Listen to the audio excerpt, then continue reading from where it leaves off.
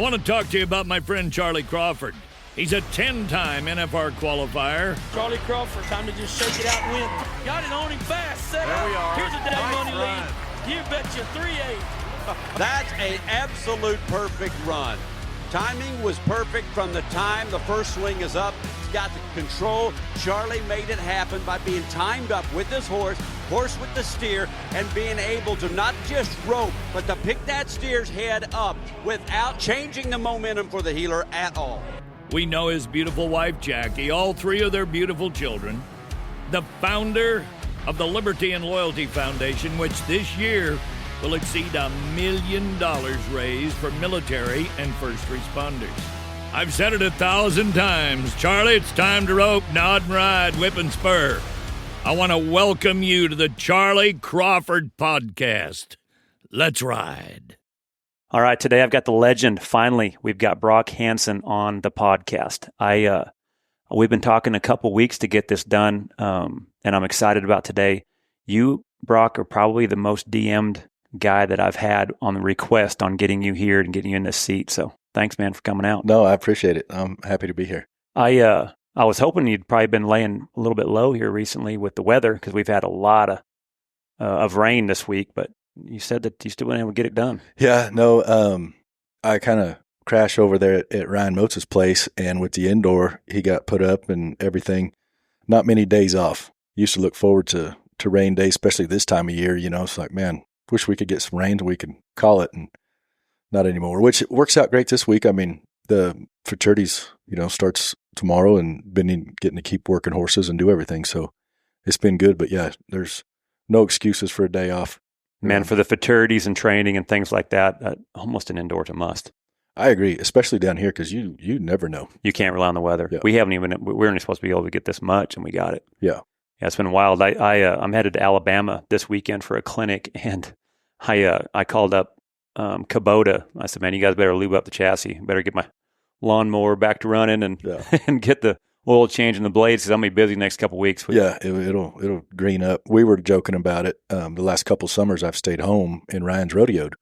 Well, he'd be gone, and it was just like it is or was before the rain, where it's like grass is chewed up, it's all dirt, and how hot it was. And by about Pendleton time, it started raining again, and Ryan would come back, and it was green. He's like, and of course he knows, but he's like, I don't know what you guys are talking about. It looks fine, And so I told him, I'm like, hey, this is what it did. And then you come back and it was green, So it was funny, but yeah, it's that time of year. And yeah, it sure is. enough, happy for it. Yeah, absolutely. I texted Troy Cooper over there at Cooper's feed store this morning. So I got to get ahead of all this because I know with rain, now we're going to have weeds. So that's where I order my weed spray. And I asked him, and I think he said we've had over 5 inches this week. Yeah. Which is a lot. That's a lot of rain. But the tanks are full, and hopefully the water table under our feet are. Yeah, and you know how Texas is. Shoot, end of October, it's liable to freeze. Yeah. Yeah. With this, we're definitely going to get one more cut and maybe even two. So it's a pretty good time because we've needed to make up for some hay. I think last year I got 1.5 cutting. The year before I got 2. I got 1, and so that creates high cattle costs to keep them fed. So even you go try to buy a round bale last winter and $200 I think for a round bale last spring or something like that. Yeah, it's been wild. So have you been rodeoing or anything or? No, just futurities. I'll go to some rodeos this fall and stuff, but just kind of the local stuff here. Yeah, but mostly just the futurities and kind of focused on that. And how about the rodeos right now being the fourth quarter? I know it's kind of exciting now as a fan to kind of start. It is. It wasn't when our Tums bill was getting high when we were at the thick of it, or maybe some Dos Equis, whatever it was that kind of calmed it down. But I seen where Dustin Esquiza he made a jump to number 1 this week. I'm bad not to see very much, and I seen the run on Ellensburg. Yes, that was incredible. It's like that's maxing out both sides, and I mean. And obviously, I think they're used to it because I think they do it pretty regular. But their long game is just unbelievable. Yeah. Like the amount of runs, the highlight reel of the year. I mean, could you snapshots all the 3-4 second runs they made and just put it in one reel and you'd be like, I don't think I'm qualified to come out here. I mean, what they can do consistently is wild. Well, it always used to be like, hey, somebody had to be the the consistent one on the team, and then somebody else was the speed. Somebody fired. Whether the header, Speed and Rich caught every steer, and the heeler threw in the turn, or the header reached and heeler did not miss. Mm-hmm. And then you had like your Charles Pogues and your Brits. Britt was the guy that threw fast. Charles posted him up, and now it's both. Yeah, and then with those guys, it's like, man, you can't hardly get around that. But the money's incredible. I guess I haven't, rodeoed. I knew it was a lot last year, but just going down and looking at it right now, it's like, man, that's incredible. The amount of money that many guys have won. Yeah, Dustin's at almost $170,000 going into the fourth quarter. I mean, I would say Puyallup. I usually say Pendleton. After Pendleton's about your 2-minute drill. Yeah, that's kind of you better start pressing, and then but with the Governor's Cup, I mean, it's a lot of money in the Governor's Cup. There's a lot of guys that can crawl up because there's a lot of guys that can make it to the Governor's Cup that are outside the top 15, and then there's some guys in the top 15 that don't make it to where. And to sit out there and watch that on the fence would be hard to watch. Yeah. Yeah, no, that. Yeah, there's there's 9 guys right now with over 100,000. I talked to Logan Medlin, and you talk about the money getting good. I talked to him after, I think, Cheyenne, and he said from Reno till Cheyenne, which was basically a month, they said they won $75,000. Wow. quietly won. Like you never even hardly heard their name. No, but that's just quietly good. Second here, third there, second there, third there, rounds, just quietly won a bunch. Because they had over 106, I think, going into August. Yeah, and it's cool to see a couple of first time guys too coming Jake in there. Smith. Yeah, he's stuck.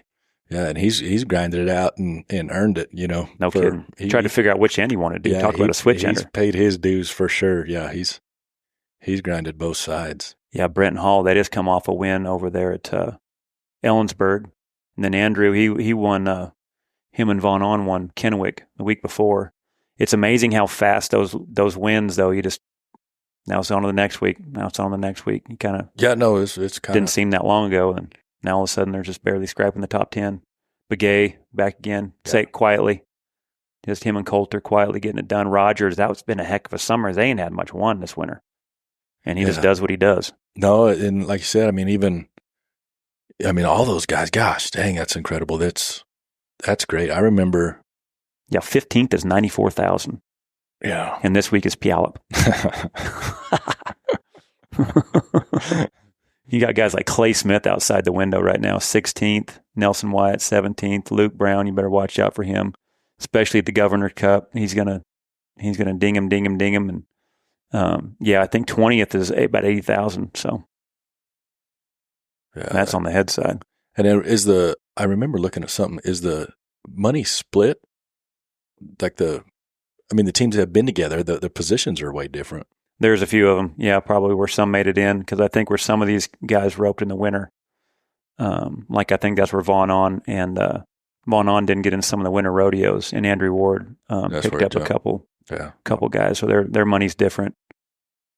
Yeah, Levi's at the top, Junior's right behind him. I tell you what, if Levi and Esquiza, if Dustin can just get his angles right and get that feel right from a coil back in that building, and he gets on a roll, that's all they're lacking. Yeah. But it's amazing when you lengthen it out how much more comfortable he is. He's so comfortable from 18, 20 feet, it seems like. Like I didn't go to very many jackpots, but that's the thing that's been so incredible about him is I don't see him day in, day out. So it's just been kind of in chunks. And obviously you see the highlight reels, Mm-hmm. but it used to be, when Austin would have the go one time 6 headers or something, you would see him jackpot and how that goes. And you knew to go fast, he was incredible. But even just a little bit, I see him in chunks of, every 3 months or 4 months or something.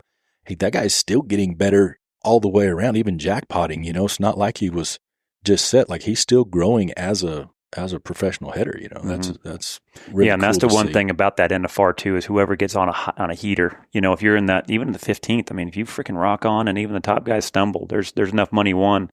But when you go look at Junior and Caleb, Well, you know Caleb's IQ is high to make sure he stays in the game. His horses are going to be good, and then you got Junior back there. It's like Fitzgerald back there in the end zone. He's going to come up with him.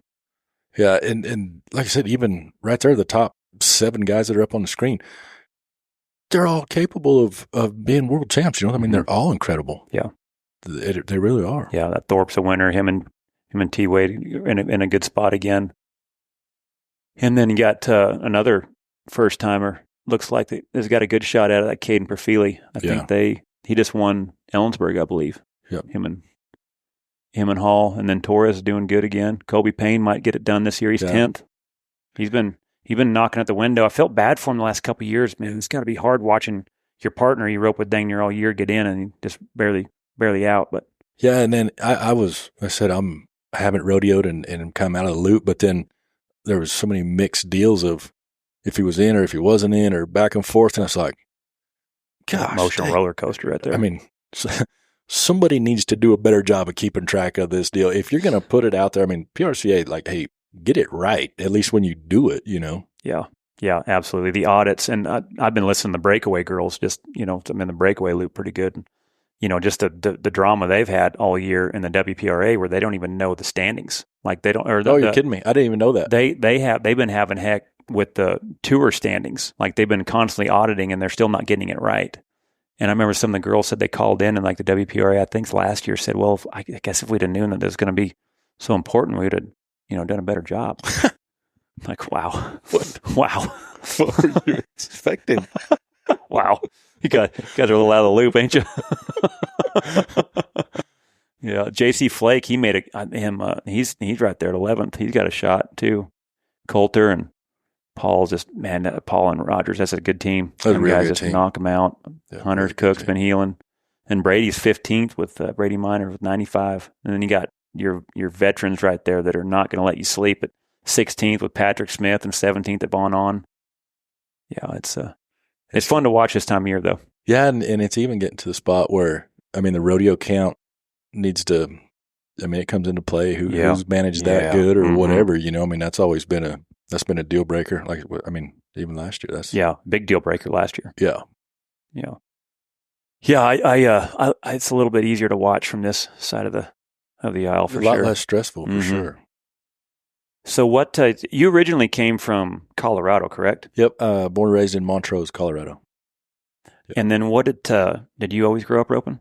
I did. Parents rope? My dad roped, yeah. And we kind of went through the junior rodeo program, high school rodeos. And then I wasn't big on going to school. I didn't like school. I didn't really want to go to college. And my dad really wanted me to go to college. So I was trying to figured out a way where I could go rope and go to school. So I ended up going to Casa Grande, Arizona, to Central Arizona College, a junior college there. And I moved into Rubulzi's place from there. And I mean, it was a great decision because it's ended up getting done with school and then spent the next half of my life at Rube's house or in his arena. I trained horses out of there and roped out of there. And they've been like a second family to me, When you were growing up roping, like high school, junior rodeos, things like that, like who was your heroes growing up? Man, I was kind of on the tweener, and that's one of the coolest things I did, and I got to do it last summer just a little bit, was obviously Jake and Clay. They were the coolest, toughest guys going. And then as I was kind of, before I could rodeo, then Speed and Rich came on. And I've got to rodeo with and heel for Jake and head for Clay, and then I've healed for Speedy. And last summer I got to head a little bit for Rich. And it was like, I get that it doesn't mean anything or whatever, but it was like, for me, that was cool because I looked up to those guys so much, and then actually get to go compete with them and stuff. It's like, man, that was pretty cool. Jake Barnes, I don't know if there was a more tougher competitor than that guy. Oh. That guy was like the Rocky Balboa of headers. Oh, man. So I started roping with him when I was in college, and he'd cut his thumb off, and I was healing for Travis Bard, and I was a rookie, I'm on permit, and Travis is such a great guy, but he's like, hey, we won't get into Tucson with whatever, and I don't even remember what it was, but I was on a permit, didn't have enough on whatever, but he said, it wouldn't hurt for you to call Jake Barnes, and again, my partner telling me to call another partner. I mean, that's just the kind of guy he is, a great guy. So anyways, I called Jake. I'm like, hey, this is Brock Hanson, and just want to see if you didn't have anybody, I didn't know how you get along, but if you're going to go to Tucson, if you needed somebody. And long story short, we ended up going to Tucson together. So he's like, you want to come rope? I said, okay. So I had a really good horse. My dad. Now, is this the first time you've gotten a rope with Jake? I had drew him at a pick one, draw one jackpot, and we won the roping. But knew him enough to say hi, but I didn't know Jake Barnes. Like it was like just in passing, just an acquaintance that you see everybody, and intimidating. He's still the guy, and he was, like I said, because some I've had in Corey Coons at the finals, like he was still the man. So didn't know him, so I go up there to rope, and same deal. Just, how you doing? Good. Get warming horses up. So I go, and we practiced that day. Never misses a steer. And then maybe I went back up next day or a couple days later or something. By this time, we've probably ran 70 or 80 steers. And he had a young horse he wanted to rope some on or something. Anyways, steer is running hard, and he's stepping off to the right, and he snaps up, just whips it off like the crispiest wave off you've ever seen. And I'm going down the arena swinging, and I hear him growl like and I'm like, hey, I was so nervous the whole time practicing because he's intense, man. It's like you're not playing. Like every steer was like a short round steer. You know what I mean? Like, and it was, like when you take a green horse to a jackpot for the first time, and they make the mistakes in their green. Then when you bring them home, they're more comfortable, and it advances them. Hey, I get home, we're back to Rube to practice, and it was like the most relaxing practice ever after being up there because he was so intense. And like I said, I mean, he works at it different than I had seen anybody work at it, But like every steer was like a money run. I mean, from the time he backs in the box, it is high intensity. It's on, man. Yeah. Junior and I kind of joke about it every once in a while, just laughing because Junior's ran him, a bunch, but even driving, like I think whatever I seen, anything Jake did, man, it's 100%. Like you don't lay off, He was the ultimate warrior. Yeah. Ultimate warrior, man. He's a guy back in the day that if we were at battle, he would lead the charge. Oh, for sure. I seen him. I didn't know it. Maybe we went to a rodeo somewhere. It was like 5:30 in the morning. He comes out of the trailer, comes back into the trailer, had his shorts on, jogging 5 miles. Yeah, like I said, Rocky. Yeah, I'm glad you didn't expect me to go with you. That wasn't going to work. You're saying much. I know you still go to the gym. Yeah, I'm not a cardio guy. I'm right there with you. Yeah, I'm not a cardio guy. If we got to run, man, I'm in bad shape. Yeah, what they did back in the day was, in my opinion, created a blueprint for what a lot of us go off of today because they did such a tremendous job because there was no blueprint, in my opinion, back then. Like they were consistently fast. They made really good runs. They were able to go at rounds when they needed to, but they didn't miss. They just perfected a run. They found a run and they perfected it. But I remember reading a book. What was it like? They had 40 steers. They ran them through 3 times a day. I don't know if there's 10 head horses lined up, 10 but they would run 100 steers a day and just but even and I think angle. too it's the time gap. Like I said, I kind of grew up Jake and Clay, and Speedy was coming, but look at how much has changed in the wave of guys coming up the ranks. Like just like Dustin, obviously he probably grew up on Speedy. Oh yeah, absolutely. So when you're a kid, not even knowing you're working at it or you're learning, you reached at him. Everybody reached where it used to be. Hey, you couldn't. And Jake was one of the guys that could throw the bomb. Yeah, but he would still every year at the BFI. Every year in the NFR. Yeah. They would average them to death, but when they had to, they still could. And it was kind of funny, like you said. Then you had Speedy come, and then you watch Clay trying kind of the mix between the two, and then the guys that grew up watching Speedy. Then the Driggers came, the Squeezes came, and and I think Clay Smith is kind of in that area as well. Yeah, and I said, man, it's gotten so incredibly tough that everybody ropes good. Yeah, it's like that, and it's shoot, there's guys who don't rodeo that rope good that if you're you've never seen their name in a journal and you show up somewhere and it's like, who is that guy? Mm-hmm. And there's guys everywhere that ropes good. Well, another great horn roper as well that you mentioned earlier from Arizona, Rube. Yep.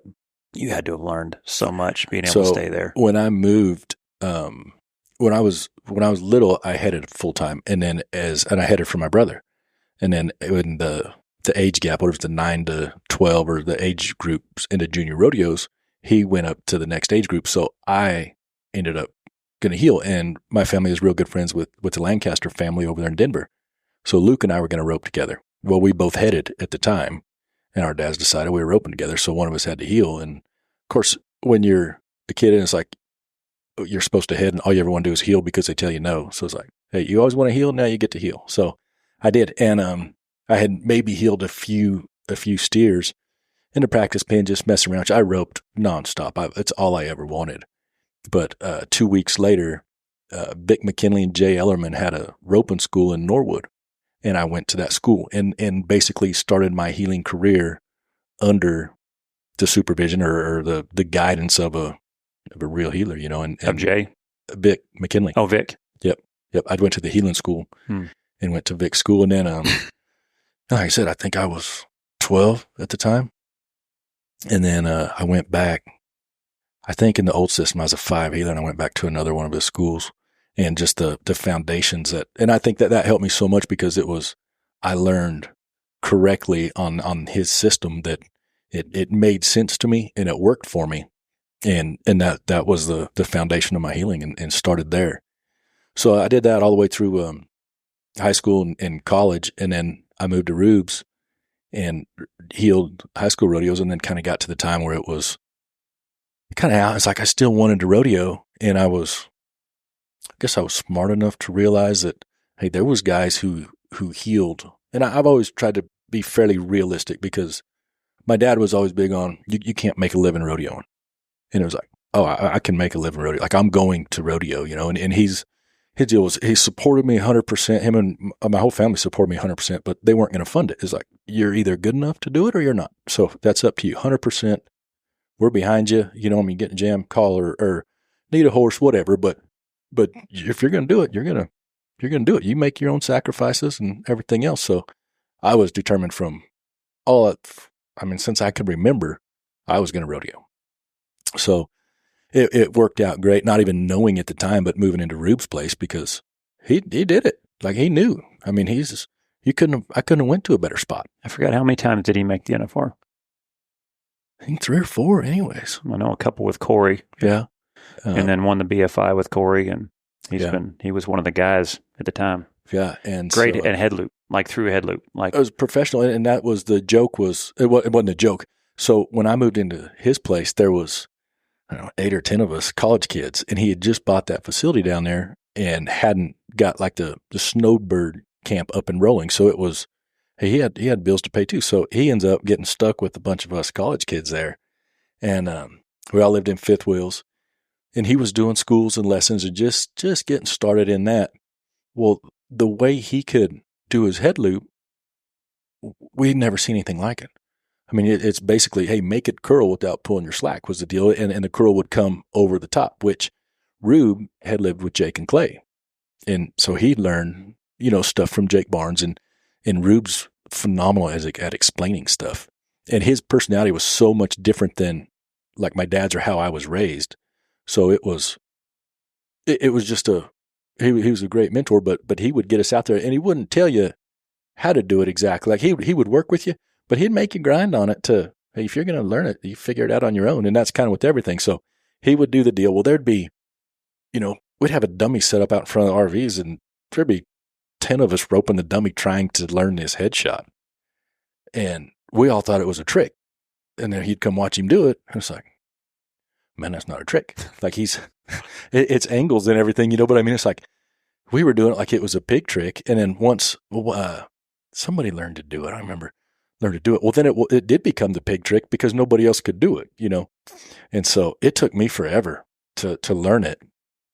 And anyways, that's kind of where my head loop came from. But I basically had healed, and yeah, because I remember when I think before I was making it, or kind of right there in the middle when I was making it, when I think I first seen you, and you was healing, and we roped quite a bit. We jackpotted. Little brown heel horse, I remember, right? Does that sound right? Yep. Cool. Yep, that was a good heel horse. That was my dad's horse. Yeah, that was, and he'd come from Robbie Schroeder, And I placed with Travis at the BFI's. He horsed the BFI one time, and that was a really, really good horse. He had one rule at Rube's house, because that son gun would stop, and his feet never moved.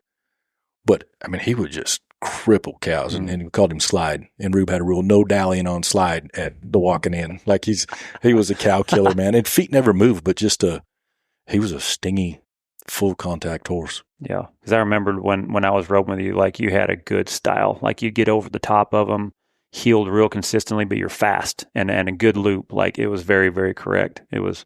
And I remember you and I think the last time we roped was at the Survey. Mm-hmm. I think we even drew blood there. Yep. It was a few, maybe 19 or 18 or 2019, I think, or something like that. Yeah. It was fun. It was fun. No, fun it was a good time. Crack back out again. Time, yeah. I remember it was if I remembered right, I think we had a strong one on the first one, and then I think we kind of had to rope our way back into it, and it was fun, like to get, like we kind of got the strategy, like look at this thing's tightening up. Like, yeah, and it was I was telling, because again, Ruben and I are close, and he was there, his hometown, you know, and he would come over there and watch, and we were talking about it and stuff. And there was one, and it might have been the first one, strong steer. I got just beat out of the box, you know, and I was behind, you were ahead of me, and all the way to him, you stuck it on him, and I was coming hot, you know, and I know I've had enough to know, hey, you know, I'm not where I'm supposed to be, and I'm coming in hot, and you just picked him up and just pushed forward and just fluffed him, and I come in there and just 100 miles an hour, you know, and it was like, that's professional heading, because anything else and I'm done, you know. And I told Rube, I'm like, God dang, that's professional heading right there. Just realizing the way the run's set up and where your partner's at and plugging him in, because like I said, I was coming so hot. We got one chance, and that was for you to do what you did. Well, it was fun too, just like to watch the rope and tighten up, and then be able to get on the same page. Like, all right, I think if we run the barrier, tighten it up, I think we can, you know, knock a second or half second and kind of chip away at them from here on out. And then we ended up doing it. And it was fun too, because it was your roping IQ was one of the things I always noticed how strong it was, you know, on both ends. Like you knew when to hold them, when to fold them. And it was just kind of fun to be able to spar. And no, it was what we talked about was before we'd rope was exactly what we went and did. Yeah. And it was kind of fun. No, it was a good time. And I think, like I said, that's, like you say, the roping IQ, I think is a thing that I had learned over there at Rube's and learned from him, because it was growing up, we just roped. You didn't really necessarily, I mean, you had the foundation of a few parts. Well, there's like, you get with somebody like that, and then you go to really learning stuff, and it's like, hey, the more you learn, it's like sometimes the harder it gets. Which I'm bad to be an overthinker anyways. And so Ruben and I talked one day, and I said something about him. I'm like, hey, the more I learn, it's hard to get. He goes, do you really want a rodeo? I'm like, yeah. He goes, you got to know enough that when you get in the truck after we miss one, you're going to miss. Everybody's going to miss. But when you get into something, you got to know how to fix it without being able to go practice for a week or run 30 steers. Like, you have to know what parts caused what in order to fix it, because you're going to run another one here pretty quick. Yeah, it could be in the next 10 minutes on a rerun. It could be in a few hours the next rodeo. It could be the next day. Yeah, it could be 18 hours away. Yeah. You might have a long ways to go. But yes, exactly right. Yeah. Exactly right. And I was I went to a college last week and went and helped some of the kids, and that's what I'd watch. Like you talk about just roped. Like a lot of guys just roped. I'm like, what are you going to see here? And like, what do you mean? You know, what's the start of your college rodeos? You know, like started breaking stuff down and give them, you know, things to think about, to where, all right, are you all practicing or are you all roping? Yeah. Because it's two different things. Oh yeah. You know, I mean, yeah, they're just doing it. Because the heading side, in my opinion, is the easiest to learn. The heeling, in my opinion, is the hardest to learn, you know. And then once you get to where, you know, basically once you learn how to get a good start, you can rope a moving bucket, dally, and turn left. You know, that's the easy part. Well, then the better you get heading, then the harder it gets. Yeah. Now the more stuff you got to learn to read. You know, on the heel side, just gosh dang, you don't know where the steer's going. You're trying to get in time. You're trying to swing your rope. You're trying to stay in the middle. Well, then after a while, once you get the feel of like, all right, now I can kind of come in. Now I start to see the feet. Now my swing's correct. Then once it gets to a higher level, a lot of guys can heel. You know, so it's funny how it kind of rotates and evolves. But as far as being on that top level, there's so many moving parts on both ends, and a lot of it has to do with the quarterback. Too is kind of, I mean, the guys who are really good is kind of how you're wired, you know, or how you learn, because healing, so much of it's reaction, because you really don't have control. Yep. I mean, you have control of nothing except your position and when you're going to throw. Other than that, you're at the mercy of everything, which And I know you do a ton of schools. That's what I teach people, talk to people. It's like, I think the hardest thing is if you were a average or above average header where you understood the amount of control, would be to learn to heel, because you spend so much time focusing on everything going on in the run that you can't control any of it. It's like, hey, look, man, you got to pay attention, because healing, you got swing, position, delivery. Other than that, hey, everything else is just stealing your focus. You can't do anything with it. But as a header, there's somebody who's so dialed into where, and you rope with him, and he's not a header, or I mean, he heads good, but Corey Kuntz, he used to always tell me how I got out. And there was times it was not good. You know what I mean? Like I seen you miss the barrier. I'm like, man, you could have left that part out. Like, I know I missed it, you know?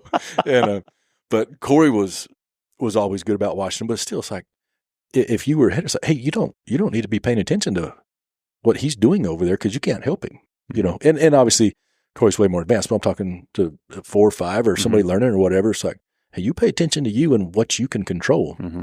So, yeah, I think, and people are wired differently, you know, but Absolutely. healing, it's reaction. Yeah. Yeah. Yeah, I totally agree. It's that's one of the things that's been so good watching you, is like, for the fact of how good you are on both ends. And once you say went to college, did your healing, and that was mostly in college, right? Where you healed? I healed all the way from the time I was about 12 until I was in college. And then when did you start? When did you start heading? I rodeoed for a couple of years. Like I said, I got to go a little bit with Jake. I healed, did the rest of half that year with Bubba Straight, which was really cool. And then it let me get out and got to see everything. I forgot about Bubba Straight being out there. I forgot about that. Yep. And then I got to see everybody. Was that kind of the tail end of when he was out here? Yeah, I think he maybe went one more year, because I was engaged. I was getting married the next year, and I didn't rodeo after that. That next year I went home and I said, I mean, at the time it was a big deal to try to get settled down and get something going, you know? Yeah. But I got to go out and rodeo for basically a full year. And I think we didn't make it to Ellensburg. We went home before Ellensburg. But for the most part, I got to see a lot. I got to watch a bunch, and went home, kind of went to work for a few years there, and ended up starting my own deal back at Rube's, riding outside horses. And one thing led to another. I was going to rodeo again. And I think it was, I went for a half a year, maybe 2010, the start of the year. I think I went and I hit a little bit for Shane Phillip. Shane had won San Antonio that year, maybe, and had a chance. So I went part of the year and roped with Shane, and come home and just sitting there telling Rube, talking to him. I'm like, look, man, there's guys that heal better than me, for a fact, heal better than me, and just being realistic about it. But they're healing for guys that I don't want to rope with. Like, I don't believe, I said that sounds bad, but don't think you win. I don't believe I could make my house payment, could Right. make my truck payment. Right. Like, I don't want to do that. But there was about 4 guys or 5 guys that, hey, if you show up at the BFI or the NFR, you're going to have a chance to win with. There was 30 guys 30 guys that could heal, and about 4 guys on the head side. Yeah, and everybody, and there's guys who roped good, but I mean, as far as complete, they had the horses, and they had the deal. There's always that real cream at the top, and a lot of that has to do with the horses. You know, if they're mounted and who they're roping with. And then, but so, hey, if you're healing for them guys, literally every single time you back in the box, they're going to the NFR. They're going to have a chance. You might win the roping or the rodeo. Like, pay attention. Whereas if you got, a guy who can't reach whatever and 4/8 winning last, and you got a runner, it's like, oh, I hope we get to stumble out here. Like, about time that neck rope comes off, but no. So I had realized that. I was like, hey, I had worked hard at my healing and stuff. And even you take the best healer in the world, if the cow doesn't get turned, they don't win anything. So I was just talking to him like, man, I want to head. And of course we joke around, man, you sure you want to do that? I was like, of course, being a healer, and you know how all healers are, so yeah, man, it ain't that hard. I had a practice pin. I'm pretty good, And so I went ahead and jumped off in that deal, and turns out I was not very good, man. God dang.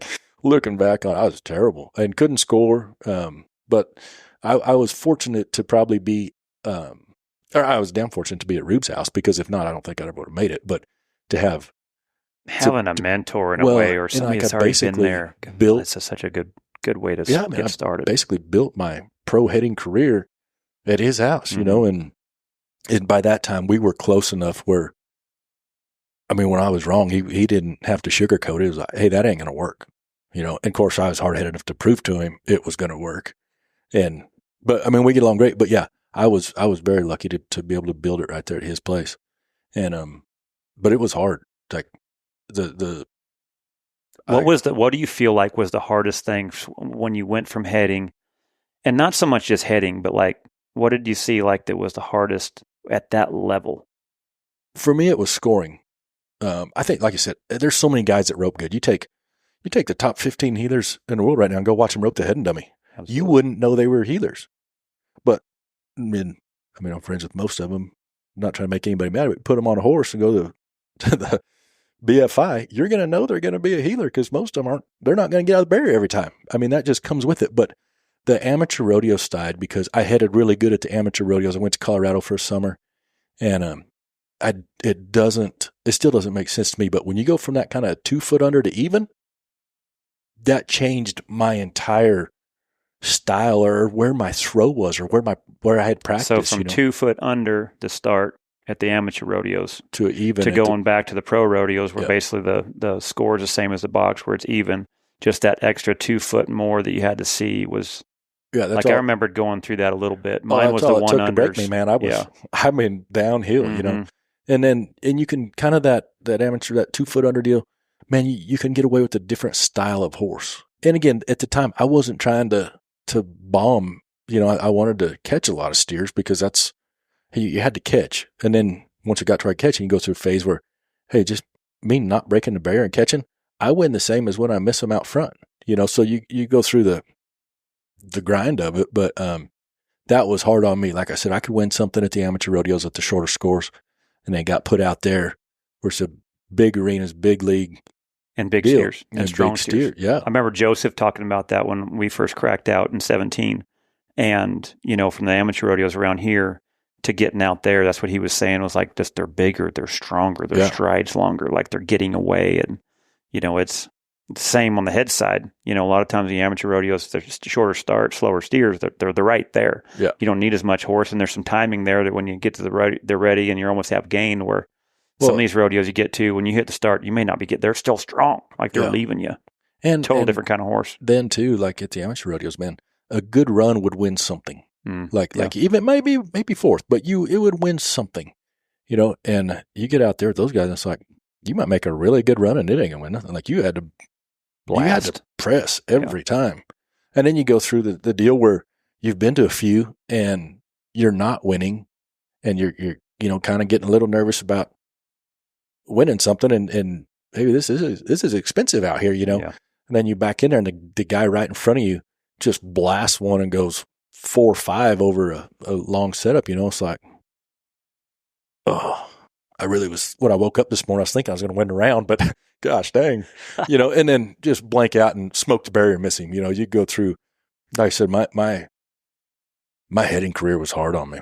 Like just the mental side of it too was just, I hated losing, and I hated being embarrassed. And then I had embarrassed myself so many times where it's like, man, you kind of get used to that after a while out in the arena, you know. It's like, I tried so hard and just was like, I don't think there's any foolish, embarrassing thing that I have seen somebody do that I didn't do myself. You know, it's like there's just sometimes there's no answers. You know, yeah, that's a hard in my opinion, it's a lot like being a quarterback in the NFL. Like when you're first starting head, and especially at a high level, it's like it's so much faster in the pros than it was in college. Yeah, you know, it's so much faster in the PRCA than is the amateurs. You know, stronger cattle. You know, everything.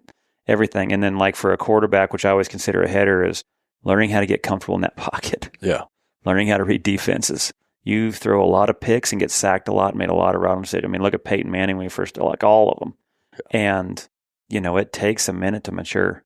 Yeah. And I'm curious to see, and maybe it's just because it was, I guess my weakest spot was scoring, which I had skipped that whole process of, you go to the high school rodeos, you learn to score. The junior rodeos, you know, I mean, it was everybody always, you had the rope barrier, you had to score all the way through the junior rodeos and the high school rodeos, to where even if it was, hip to the pin or whatever. I missed that whole thing. So I go from basically last time I had to score, with the exception of going to a handful of jackpots here or there. But I mean, I go from being 12 years old where it was, short barriers to going to be a pro header. It's like, hey man, you can't appreciate the amount of knowledge you learn at those through, them 10 years, 12 years right there. Yeah. So that was the hardest thing for me is I've studied guys that are dominant, and you watch them. It's like, one thing I do know, everybody who's really, really good, they don't fudge the start very often. They always get a good start. Yeah, that start sets up the run. And it's even more now too. But yeah, it's those guys, your Charles Pogues, Jakes, Speedy, and Speedy went through that. And I remember when Speedy, he'd blank out and hit, I think coming from Heelan and, but yeah, then he eventually just got where he could weld it. But well, and then too, I mean, hey, whether you break the barrier or you miss it by 1.5 feet, you're going to get the same results thing. Because just because you don't break the barrier doesn't mean you scored good. Yeah. It's going to be the same result. You get, you can miss it off the back a touch, like if you're just kind of that, just beat off the back and maybe have a chance, but you get, a foot off of it, you're not going to win anything. Yeah. Yeah, exactly right.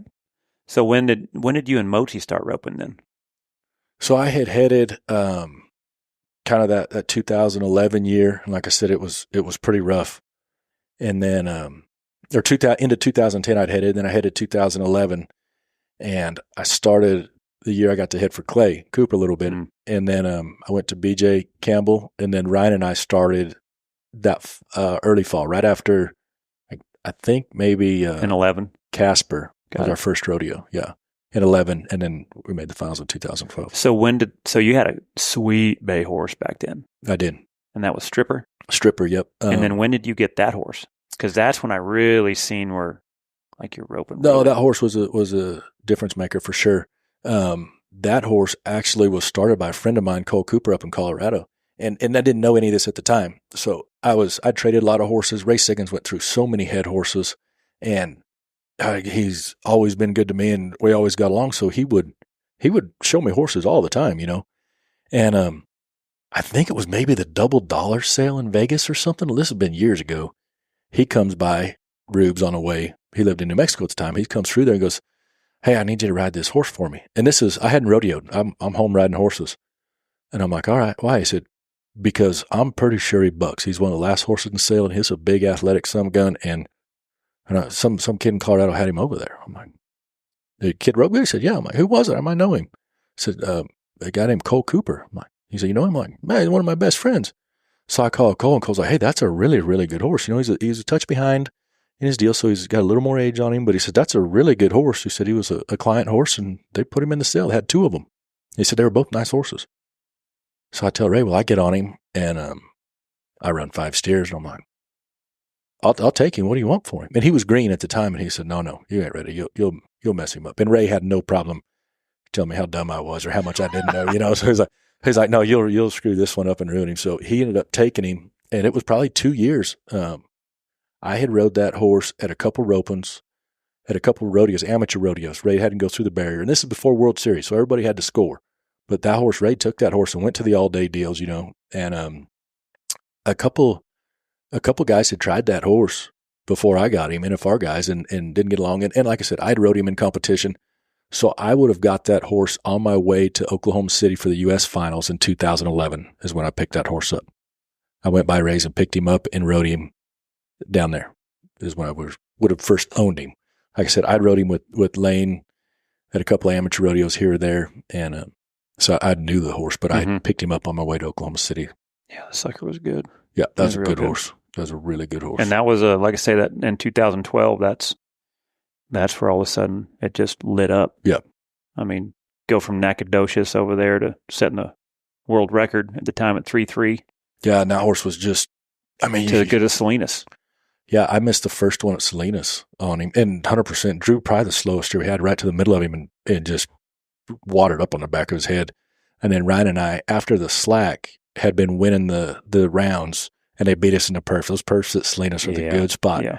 But we'd won second in the next 2 rounds, and then the last day, everybody goes to slack, and we won that round and placed in all 3 rounds. And we go from there straight to Spanish Fork. and go. I think at the time I remember, because that's where we started. That was my first kind of, as a header, like we'd plucked along, but that was our first all of a sudden, hey, this is starting to add up, and we placed in both rounds and the average at Spanish Fork, and it was like that was the first time. But for that horse to go from that long score to that fast setup, and I mean, never missed a beat from there straight to Cheyenne, placing the second. And those round. are freaks, because to be able to see a horse that's good at the NFR, good at Cheyenne, Salinas, the middle stuff, everything, your Waltz that Travis Tryon had, those were freaks.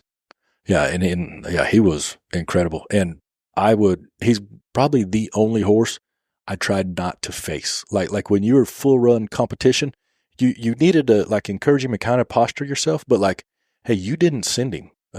Shoot one time, and because he did it on me twice. He did it once up at Riley and Brazier practice, and then he did it once at Rube's.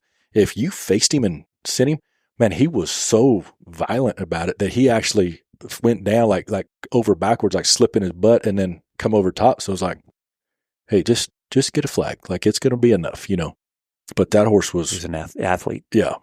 His feet moved. And I think that's what was so good. He could go fast, but then he could collect, and he could finish a run. And just them fast feet in the corner, when they use them well, man, you can part the hair on those steers in the corner. And he was... And he kind of ruined me because, again, I was not good in the box. And Raid had that horse for so long to where you would sit there and hold him, and he would be underneath you, ears forward, I mean, looking straight down the barrel and just quivering underneath you. And it's like, hey, everything inside me says as soon as I nod, he's either running off or he's going to rear out. And so, and I had knew this, but it took me a minute. So you would sit there and, I mean, just slight tension and nod, and he would literally just be shaking. And then he wouldn't even hardly breathe when the steer left. And it was like, oh, I'm going to be late. And the minute you almost didn't even drop, you flinched. Man, that something was gone, and I'd break the damn barrier. So it's like, so it took me a minute to work that out. But then once you have one like that, man, it's like being blessed with a curse, because from then on, you compare everything to that. It's such a good feel. And it's like, yeah, pretty much. And they just stay there right there on the ready. And when you shoot it to them, it's everything they got. And because it's so hard for them not to, when you're at that high level, it's almost hard to not anticipate it. Yeah. But to be that disciplined of a horse where they're just waiting for you to give it to them. So that's so much fun. And you can never catch that horse. It might not be correct, but like you could never catch that horse without a foot on the ground. Like if the steer checked off or whatever, and you just slap it on him or something, man, he might push off his front end, but I'm telling you, that some gun would get him legal. And again, you couldn't catch him where he couldn't face. And to me, when they kept their feet on the ground, especially if they were fast-footed, man, what you could do with your head rope. Yeah. They almost like Luke Brown, talking about them head horses, like he was talking about what Cowboy would almost put the rope on for you. When they stay on the ground and their feet are moving so good, it's amazing what you can do with your swing. And then also it's like when you put it on the horn and they can just crawl and melt in that corner, gosh, you can post them up. Yeah, I remember Moatsy was just engulfing them that year. Oh, fast. Man. And then you guys just finish. Yeah, like it just. You couldn't. It almost took you 3 seconds to head him, and then it took like. There's no time, man. 3/4 of a second to freaking heel and get faced because it was so dirty fast. Yeah, it was that awesome. horse was always just tight enough where you always thought, man, he's probably going to get my rope on the next one. Like always, just almost like you catch the steer just almost around the back of the saddle horn. And it's like, oh, and you got to hurry up and get it. And it's like, man, I think he's going to get me on the next one. I think all year I maybe lost my rope once, maybe twice. But every time you thought, he's going to get me on the next one. Never did. I mean, just incredibly, perfectly tight. Like you can't get him any sharper. You're going to do it. Mm-hmm. But being too free, that you're not going to anything on that either, Yeah. But yeah, that was an incredible horse. So when you went from that horse then, and then you had a great year at the NFR too, won a couple rounds as well. And I think you guys are right there in the running as well. Like that'd be so fun, your first NFR, and then have a lightning bolt under you like that too. Yeah, no, that was a great time, great experience. I messed up the last two and just pressing, the last one, we were kind of right there where it depends how you looked at it. I didn't, Ryan had everything needed to happen right. But if we won the round, he had a legit chance. And if we missed that steer, I think we could only, before everybody could go, we could only possibly drop one spot in the average. So it was a kind of a risk deal. And he's like, hey, let's press. Like I'm like, I'll whatever. I'm game for it. And sure enough, I dusted him. but that sucked. But yeah, first steer out. We won the first round. That's hard too. That was pumped. Yeah. I was pumped. Yeah. Yeah. It took me 62 runs, so I'm not bitter about that at all. Yeah, no, I still got that steer out here in my pen. Yeah. And we both went the same guy, though. That's pretty cool. Yeah, Mozi got me my first round win. He's finally still out here. He's my perseverance steer. We talk a lot. Yeah, no. 3-3, the steer Ryan and I were 3-3 on. He just died a couple years ago, but he hangs in Ryan's house. Yeah, that's where mine's going to hang. But yeah, I remember that. He was out there for a long time. Yeah, no, that's funny. Yeah, those are cool trophies to have. Yeah. So you've been helping a lot of these futurities, and I've been kind of out of the loop here the last couple of years because I've been getting some other stuff done, and so I've been taking time away from competing and futurities and stuff, and so I got to go back to Fort Worth the other day, and you were actually riding the one of the buckskin mares. I think I'm sassy or yes I'm sassy or something like that of Dakota's. I showed one for Dakota over there, yes. And you went and Jiminy Christmas, the frickin' of course, like I said, I've been doing schools for a long time, and so, I don't see a lot of snappy head loops. Even I don't see myself throwing these ones, but that frickin' lightning bolt you threw on that poor son of a bitch's head, Jiminy Christmas, it echoed through the whole damn stadium. And I was like, gosh, I forgot what it looked like to see head loops again.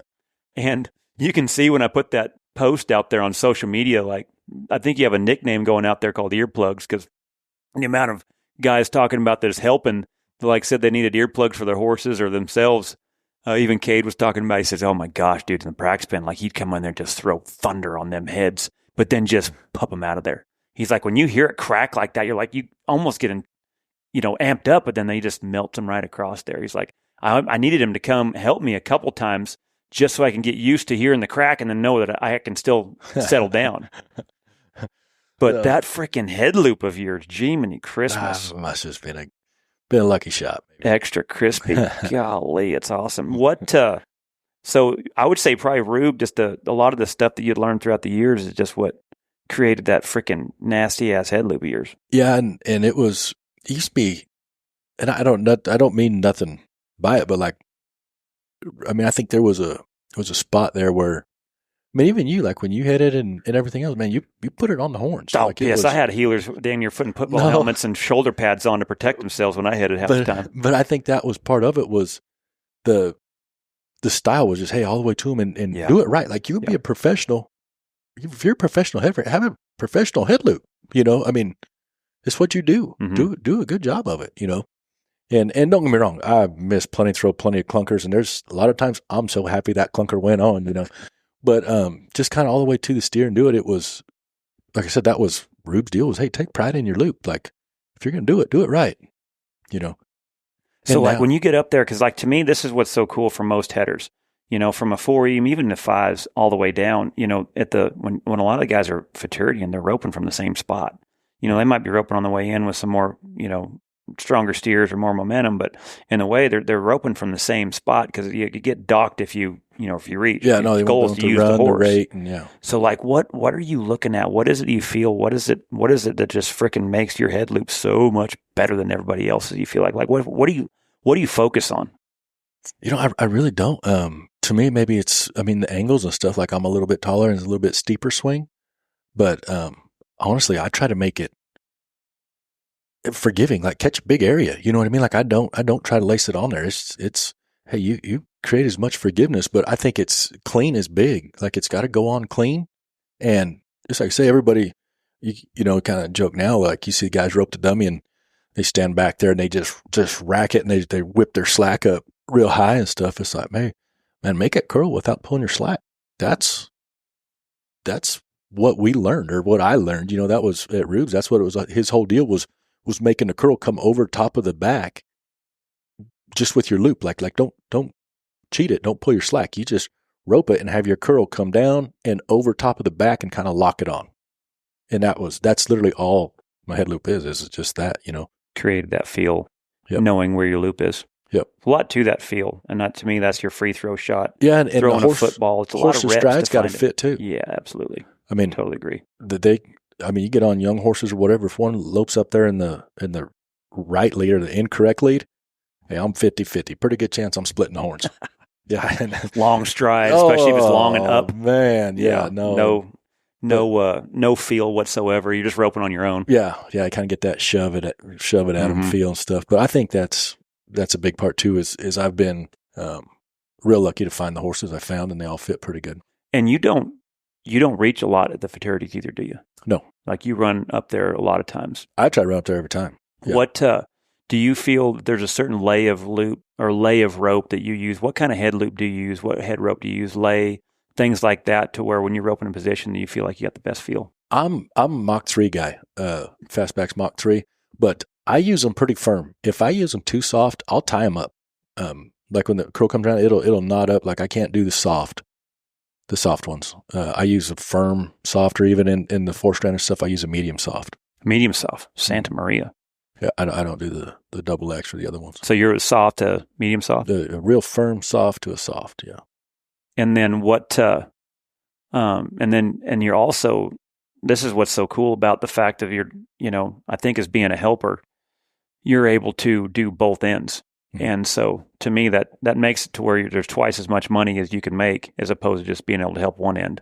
So so when you're heeling, you've got the same strategy, you've got the same, outlook at outcome, as well as you don't miss at these futurities. Like when you're helping, like especially even that shot you pulled off at Tate for like the freaking heeling at Fort Worth when I was there the other day. That short round run, I'm like, okay, yeah, that was a good shot. Woo, that was a good shot right there. Them suckers were hard to heel over there. They were older and they weren't very predictable. No, they were, and usually the steers are real fresh. You don't rope the very many older ones like that at most of the futurities. Most of the time they're pretty fresh. Yeah, and this year's hard because the steers are dang expensive. Yeah. So, for a lot of times guys getting their money in return, you're going to have to be roping some steers a little bit longer, I think, this year. Yeah. Because of the cost of everything, to make the producers where they can actually get some money. Yeah, and I'm that was a super heel not picky shot about there. the steers. Even's even. Like I said, I'm pretty laid back about it. I remember one time you're probably there at Nampa, they had a set of steers that had been at an amateur rodeo in Washington or whatever, and they literally unloaded them off the truck. They were they were exhausted. Yeah, they were done. They were just exhausted. And everybody was down there, complaining or whatever downstairs there. I remember Jake Barnes walked down there and said, "Hey, if this was all a set of runners and there was 3 of these on here, every one of you guys would want one. Well, now you got him." And it was like done. End of conversation, But then it's like, how do you argue with that? Because he's right. Exactly right. Yeah. But when you're heeling, then what lay of rope do you use heeling? I use a pretty firm medium. I was medium soft for a while. If I go, so your head ropes are stiffer and your heel ropes are well, softer. If I go back and forth and I'm not heeling a bunch, like if I'm mostly just heading, I use a medium soft or a soft end of a medium in the heeling pretty good. If I'm getting where I'm sure enough heeling quite a bit, and I might even start the day with a medium soft or something if I've been mostly heading at the house and heeling just enough to keep my horses going, stay sharp. But as the day goes, I get uncomfortable with you kind of get some rhythm, and if you got to hustle it, those soft ropes will fold on you a little bit. And sometimes, you're at the mercy, and sometimes, hey, you might have to hustle it to the ground. So I'll usually firm up if I start the medium soft, I'll probably firm it up. That makes sense. Yeah. Yeah, I never really thought about that, like when you're trying to beat one on the ground. But yeah, it seems like it's hard when a guy heads quite a bit to go that much more stiffer. Yeah. With the feel. But it probably is easier when you have a stiffer head rope to go up to that. Yeah, and the same deal. Side. I mean, like I said, I did both ends this morning. Ryan's got head horses and heel horses. So I think if you keep doing it, I quit practicing with a head rope. When I heel with a heel rope at home, just because it is, I'm not going to run 40 with it, but if I'm going to run, 15, 25 steers, I heel with a full heel rope. Keeps you sharp. Yeah, where forever riding horses or whatever, you use the same rope all day, whatever, you've healed. Makes sense. Guys heal hundreds and hundreds of steers with the soft. You're almost trying to save your arm a little bit too. And especially if you're G-hawing a bunch of young horses you're working around. them and stuff. And it's like, man, my practices are on my futurity, my help horses. And I said, Ryan trains them and I practice. Your practice is keeping you sharp. Yeah. For the futurities, which makes sense. How do you kind of distinguish from heading and then going to the heeling? Just the amount of reps you've had heading, the amount of reps you have heeling to where you're able to flip the switch? Yeah, and like I said it's I don't adjust it much. I mean, to the helping part's really really simple. I mean, get good starts and catch, because it's not about me at all. It's, hey, catch the steer, because the guys I'm helping, they've got a month or possibly several months in training. I mean, they're there to show the horse, give them an opportunity to show the horse and do your best.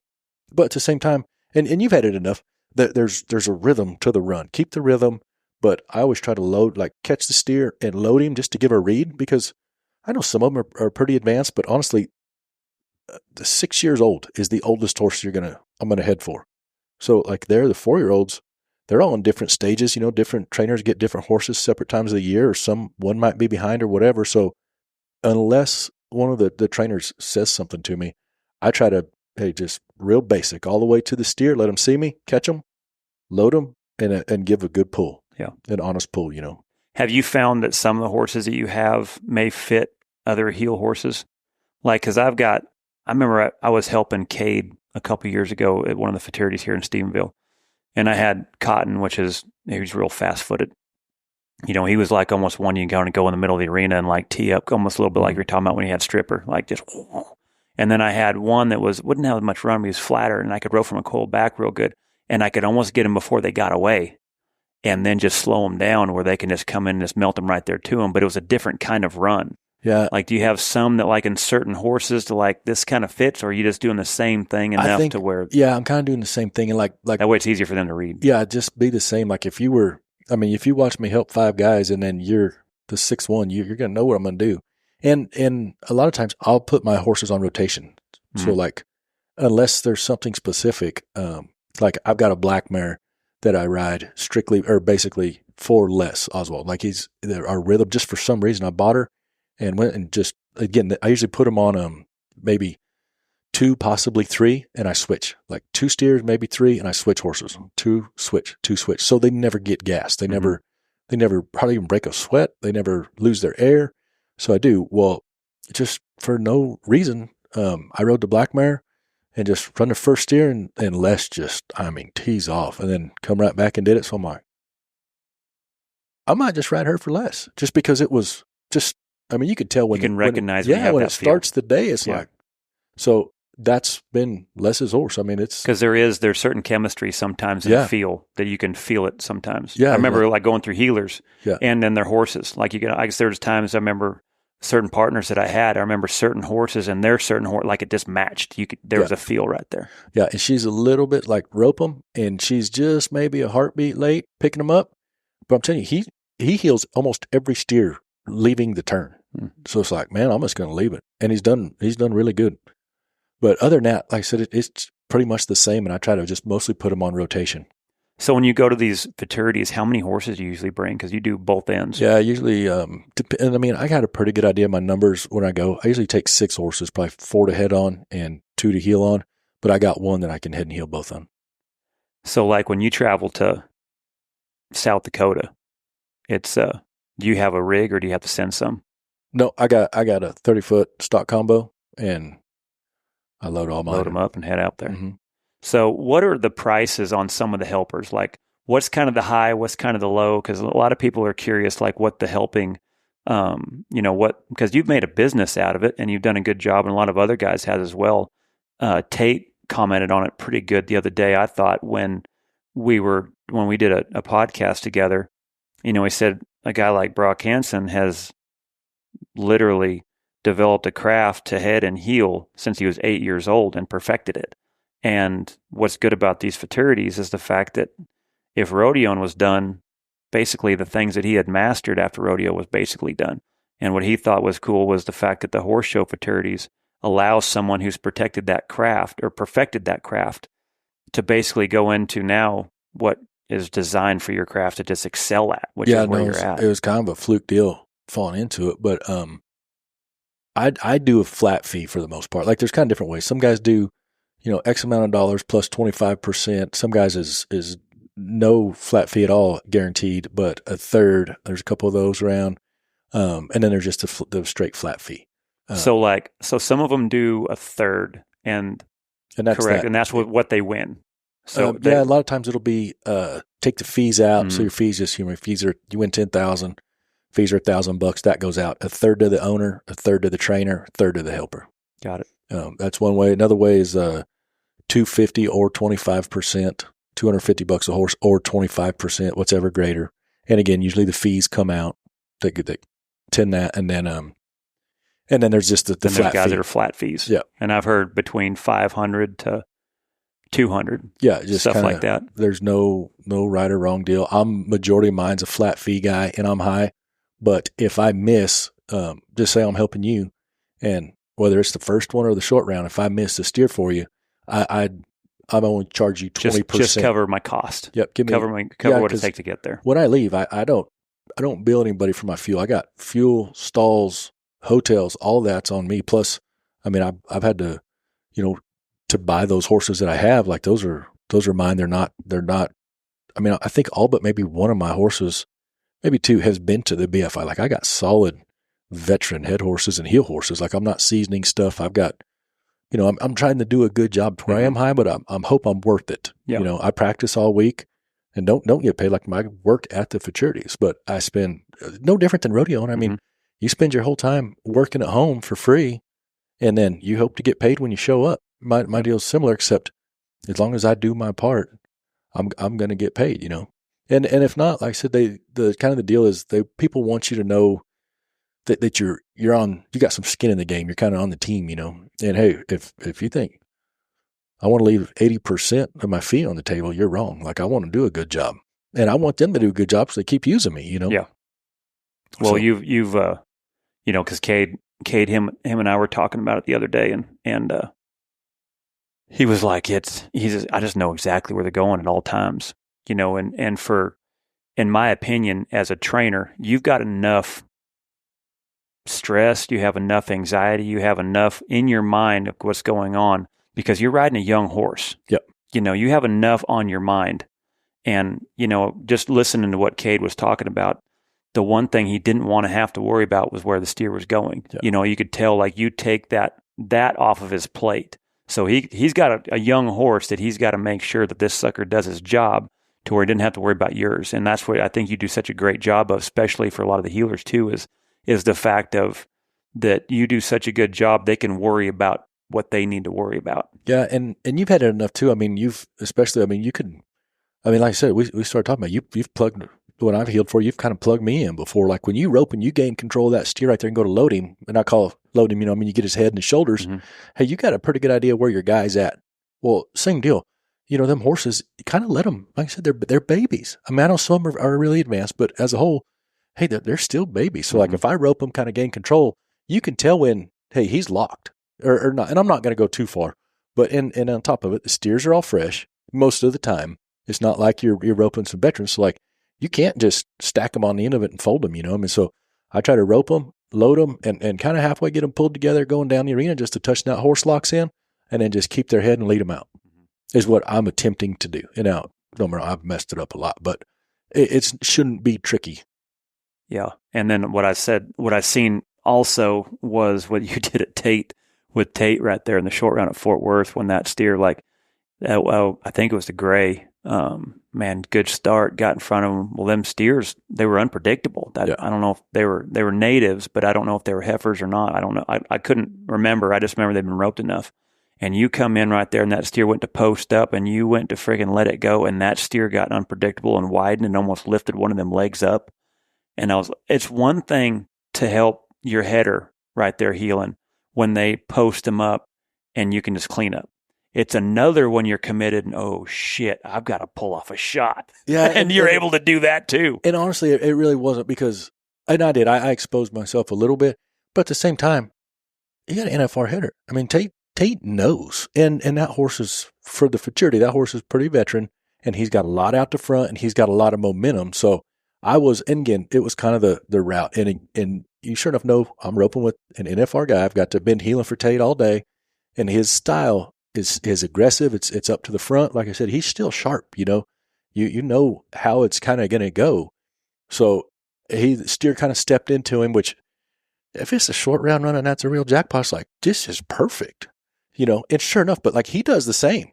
Like he's just up there by him and just sticks it on him. Well, when he gets to here, it's like, hey, there's the read. For me, it's like, well, and he knows where I'm at, so I'm coming in hot. And it's like, he's got to pull him. And then hopefully it's just, hey, if you put it in front with the NFR header and they pull him, then it doesn't have to be that good a loop. They need to just pull him into it. And again, honestly, that was more Tate. That was a good job of heading. Well, it was a heel shot too, because I was there, and I appreciate good heel shots. I'm a fan of good heeling, and it was one of them. I'm like, oh, that was tough, but it was rank at the same time. That was awesome. It was a nail biter because the horse had it won. Yeah, and that's what's the hard part about the helping. Sometimes is like then when you'd set it, and then something happens and it doesn't work. But it was like that was rank. It was a shot. He pulled it off. But it was a nail biter because the steer made it hard, if that made sense. But it was rank. Yeah. It was so cool. Yeah, it's fun to watch. But as sometimes, like say, I've helped before. I've helped Trevor at the timed events. I've helped at the futurities, and so I know a little bit of the anxiety sometimes is like when the helper comes in and it's set up, but then something comes up where sometimes my heart rate will come up just because I know what that situation's like. Yeah, no, and there's times too, like says, and people ask me all the time, like, how many did you run today? It's like, but I don't keep track. I know how many I missed because every one I missed, there's the trainers, but they got an owner to answer to. Well, if they pick me, that's the trainer's decision. And they've got, they got a lot of time in on them horses and they show up and don't get to show them. That I hate. I mean, and I know it happens to everybody, but God, I hate messing up for them. Well, especially at the end of the year, because that's where, it seemed like, well, now there's going to be more of them. But like before, the one at the end of the year, because that's the one with all the prestige. Yeah. The one in October, that's when the world champion, it's almost like the other ones are getting, almost like they're all getting ready for this one. Yeah. Well, like at the Utah show, it was a big show, a lot of money. That was almost like a finals, wasn't it? That old West one in Utah. So, and I've liked him from the start. I should know his name. I'm terrible about it. The buckskin horse that Billy Jack showed that Cody Snowbot. Mm-hmm. That horse has been awesome all last year, and just random, just for no reason, bad luck plagued that horse. So I helped him twice, and I didn't mess up for him the first time I caught him at Guthrie, and Bill won something. And somewhere else I messed up for him, and I hated it because I had watched that horse at every show because I liked him. Just personally, I liked him. And I said something to somebody, I'm like, that horse just is bad luck, just random stuff. And I forget what I was doing. I was gone. This year, and to tell you how bad luck he has, they said at Houston this year, he got 3 reruns on that horse. It's like, hey, it's a 4-header, and you got 3. I wasn't there, but it's like just random bad luck. That's what Cade said, a hard luck horse. Yeah. So Snow ends up buying him and going to Utah, and he called me, hey, I want you to heel for my horse up there. Bill's going to ride him. And I'm like, it's in your head. Oh, yeah. I tell him, I'm like, listen, man, there's some really good guys going up there to heel. Like, because if you catch that horse is supposed to win something, like he's good. Right. So I just, I tell him, I'm like, look, no, there's going to be some good guys there. He's like, no, I want you. I mean, when it comes down to it, I know you'll cut your horse in there and do your try. I'm like, no, I try really hard, but I'm telling you, is there anybody better you could get, and he's like, no, you're the guy, whatever. And end up I help him and he does good and the horse wins something up there. But, yeah, no, I get, that horse was phenomenal. Just like I say, just random stuff that some of them make me nervous. So it's like, there's going to be some good horses in there. Man. And I tell you what, that deal that the Richards and Probst did up there in Utah, it brought them out. Yeah. That buckskin that Billy Jack had that Cody's got. I seen where I think he placed in both rounds and won third in the average or something like that at Walla Walla, and the horse looked freaking awesome. And he's 6. That's one of the few horses. Eric Rogers is bay. Yeah. Straight from Salinas. From Salinas to that places, and then wins the freaking Spicer Grip week later. Yeah. Yeah, no, that's... As a 5-year-old. Yeah, no, that's incredible. Rank. Yeah, that same horse, which usually at the futurity deals, man, a barrier, you're done. There's just no way you can't get around a barrier. And I don't mean this negative, just bragging on the horse. I think at Ardmore, Snow broke the barrier on that horse. Comes back and wins second. Mm-hmm. It's like, that's impressive. Yep. There's been some 1-footers sneak in and get some checks or something, but that's impressive. Mm-hmm. And I guess maybe I'm bragging just because I really like that horse too. No, he's eye appealing. He's got all the look, and it's not because of the buckskin. He's got the eye appeal, but like What I mean is that he's got that freaking just the the way score, he moves, the way he moves, yeah. the way he carries himself, the way he's just mature about the corner and then facing this. Yeah, it's you see it and you're like, you don't think young horse when you look at him. Yeah, well, even you've rodeoed enough to know they're jackpot enough. You're like, oh, I think that horse would fit what I would want to do, you know? Mm-hmm. Yeah, because they have a lot of times foot speed and flat and the fact that you don't mess up, you know, that you could go when you want. They're gonna help you win. They're gonna help you put the rope on the horns. They're gonna help the heeler be able to set him up and then finish the run. You know, that's what everyone's looking for. And there's getting to be more and more of them. I think they're breeding for it. I think there's more trainers now. I think it's helping a lot of the top guys ride as well. I think the futurity is doing a lot for the industry. No, I agree. And two, I like it that, and nothing against the horse show because I never was involved in it. Hey, go do it 4 times. You know, you're not training for one run. Go do it 4 times in a row. That I like that. You know, I like that part where the AQHA, you judge them. I mean, I've helped on a couple. I helped at the App World show one time, and I know this is completely separate, but I had rode the horse before and was again, don't mean nothing by it. He was not a very good horse. He made an awesome run at the App World show and did good. It's like, I guess that's the tricky part where he wasn't going to do it 4 times in a row. Where I like the futurities where, hey, let him go do it, you know. Well, I think Jay has done a great job, and I think Driggers and enough of those guys have gotten together where they're doing a good job with being able to update now what the ropers going to the World Series need to win and what those horses need to do at the top level to win. To where now when they're done with those futurities, look at the amount of options they can go. Yeah. You know, and that's to me is that's what I think that was what they're supposed to be doing. You know, you want the best horses and the best trainers to be doing something where those horses have longevity, not having a judging system that's not good for any of that stuff. To me, that's cool is now you're starting to see them suckers now at the upper level, them horses that are coming out of the futurities. To me, that's awesome. I'm a fan of the horse to where you're seeing them come through the system and then go to the NFR probably. And talking about that too, the show in Utah too, what was cool. And I'm not showing nothing. I just was there, but just observing. They had a meeting before each day, and the judges told everybody what they wanted. Or the one judge was like, "Hey, I like that," because sometimes I think there's sort of some judges that might be a little more AQHA, and then some guys. So you said it before Utah, the judges were they were telling beforehand what they were looking for. Well, sometimes there's a variety of kind of backgrounds for the judges. Well, at the show in Utah that morning, both mornings, they kind of had a meeting up there, and Jay called everybody up there and said, "Hey, you know, here's just kind of the basic introduction deal, just everything," and then said, one of the judges was like, "Hey, he wants to say a few things." Well, he outlined what they were looking for. And just said, hey, one of the things where I think is kind of a gray area sometimes, just from watching, because you see some aggressive runs like a coil back or something and stack him on the end of it and more of a rodeo, and they'll score good. And then you'll see some that go down further on a runner or whatever, and they'll mark them good too. So it's kind of like, I get the level of difficulty, but it's like, man, how do you judge and again, this is just from the outside looking in, the run rate when a guy goes coil and a half back on the gain. Where's the running rate on that? Kind of, I don't know. And again, I'm not showing nothing. But that morning, Judd gets up there, explains what he wants. He goes, hey, you guys can take a little more time. We want to see that horse run all the way in there, right off the cow, then have a move, you know what I mean? But just outlined what they wanted. And I thought, just from the little bit that I watched, kind of in between runs or something, I thought that was a real honest scoring show where maybe just the judge put all the judges on the same page. I don't know, but I thought that was cool. Yeah, absolutely. Nothing like having a little bit of an idea of what the game plan is for sure. Hey, here's what we're looking for. Take the gray today. area right there. Yeah, I like that. I like that. And some judges, that makes sense too. They might like a more aggressive type run or something. I don't know, but that deal was. At least it keeps you from guessing, especially at the best one of the year, because that futurity there was like a finals. Yeah.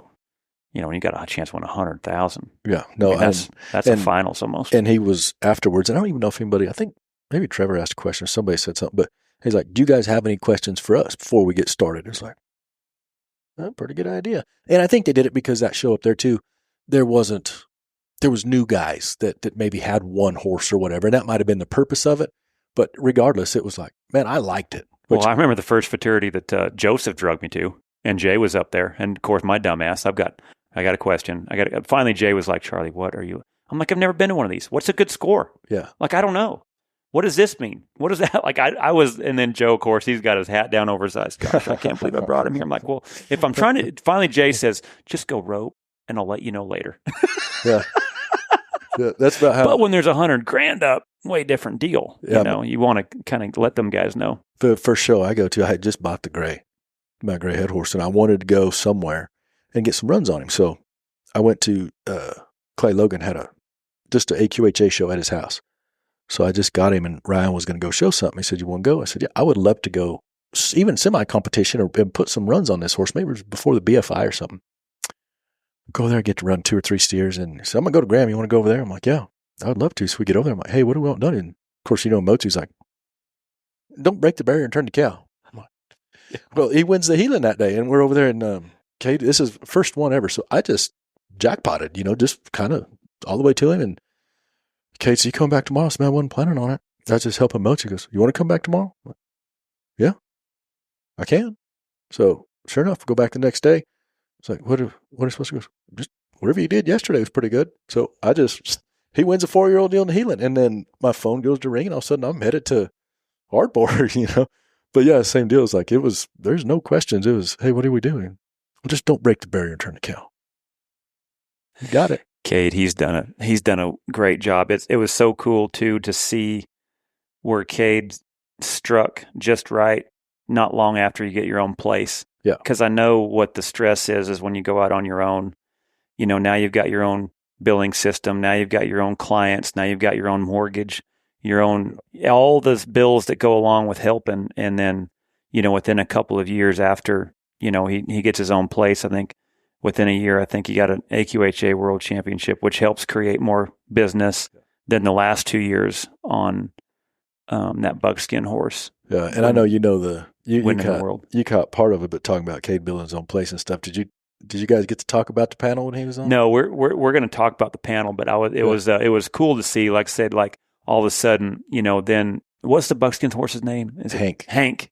The last 2 years, because when you win the world, that now you're the talk now, because I've always said on this podcast a lot of times, success attracts success, and so when you're a successful trainer, you're going to start getting successful clients. You're going to start getting now options and horses. Now you can start sifting through the good horses, and then maybe you can shift away the other ones and stuff. And so it was really cool to be able to see where, from getting his place started to where he's at now. But you were basically at his house when he first got his place, right? He was starting, yeah. So I was roping with JB. Well, he was remodeling his arena, and so we ended up somehow.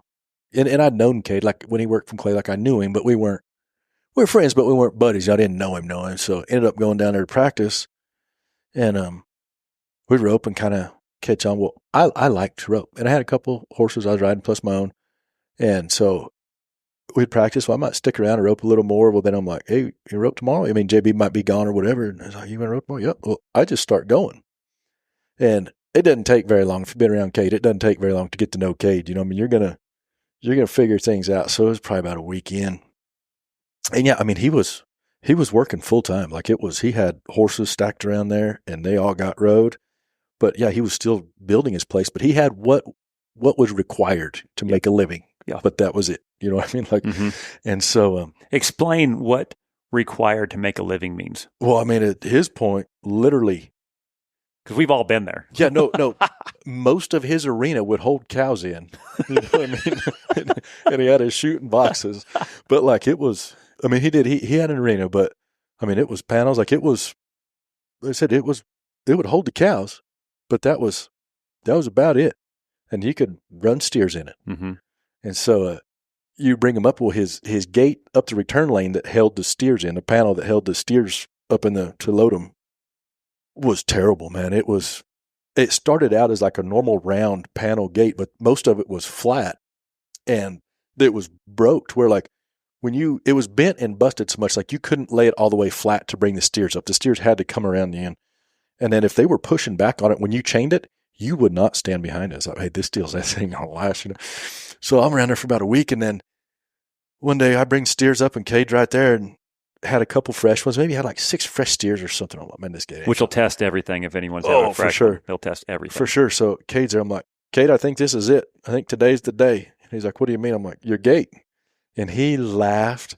Hey, you don't like my gate? I'm like, I love this gate, but I'm telling you, today's the day. And from then on, it was all about the gate.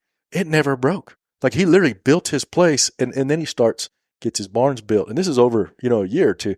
Gets his barn built, and then he'd start getting the pipery and starts getting everything going. And I'd see him and said, gate's still there, because he'd go look at the barn or whatever. And when he got a show barn finished, I said, Cade, when you're done, that gate, that return that gate, it goes in just right there on the front of his barn, So I know your wife's not going to like it. That gate needs to go right here.